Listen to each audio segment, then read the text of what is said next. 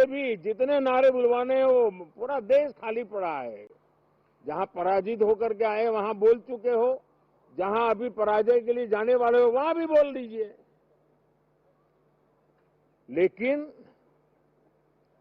यहां तो नारे नहीं, नीति पर बल देना चाहिए और वो आपकी नीयत होनी चाहिए। साथियों, हो सकता है राजनीति में नेगेटिविटी कुछ काम आती होगी, लेकिन अल्टीमेटली नेशन बिल्डिंग के लिए कुछ सकारात्मक सोच भी होनी चाहिए।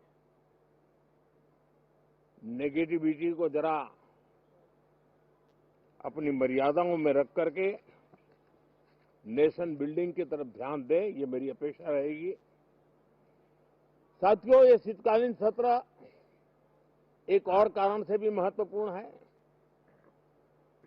हमारे नए माननीय सभापति जी आज से हमारे उच्च सदन का मार्गदर्शन उनका शुरू हो रहा है। मैं उनको शुभकामनाएं देता हूं। साथियों, जीएसटी रिफॉर्म्स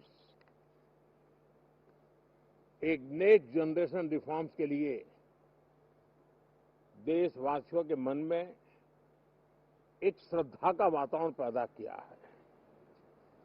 इस सत्र में भी उस दिशा में बहुत सारे काम होने वाले हैं।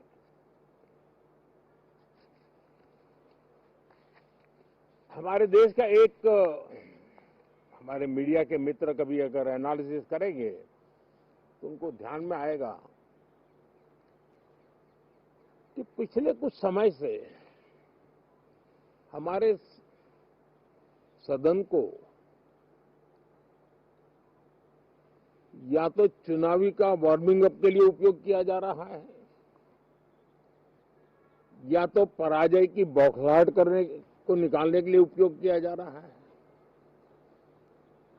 अब मैंने देखा है कुछ प्रदेश ऐसे हैं कि सत्ता में रहने के बाद इतनी एंटी इनकम्बेंसी है कि वो वहां जनता में जा नहीं पा रहे हैं, वहां लोगों के बीच जाकर के अपनी बात बता नहीं पा रहे हैं, और इसलिए सारा गुस्सा या सदन में आकर के निकालते हैं और सदन को अपने उस राज्य की राजनीति के लिए इस्तेमाल करने की नई परंपरा को कुछ दलों ने जन्म दिया है।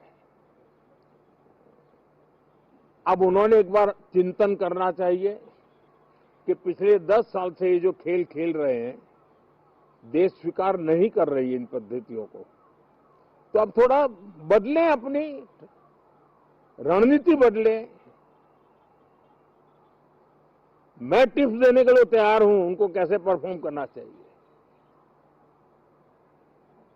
लेकिन कम से कम सांसदों के हकों पर तराप मत लगाइए, सांसदों को अभिव्यक्ति का अवसर दीजिए, अपनी निराशा और अपने पराजय पे सांसदों को बलि मत बनाइए। मैं आशा करता हूं कि इन जिम्मेवारियों के साथ हम सब चले। देश विदेशातील प्रत्येक घडामोडींचे लाईव्ह अपडेट मिळवण्यासाठी आता साम टीव्हीच्या सर्व सोशल मीडिया प्लॅटफॉर्मला लाईक, फॉलो आणि सबस्क्राइब करा। तसंच सर्व नोटिफिकेशनसाठी बेल आयकॉन प्रेस करायला विसरू नका।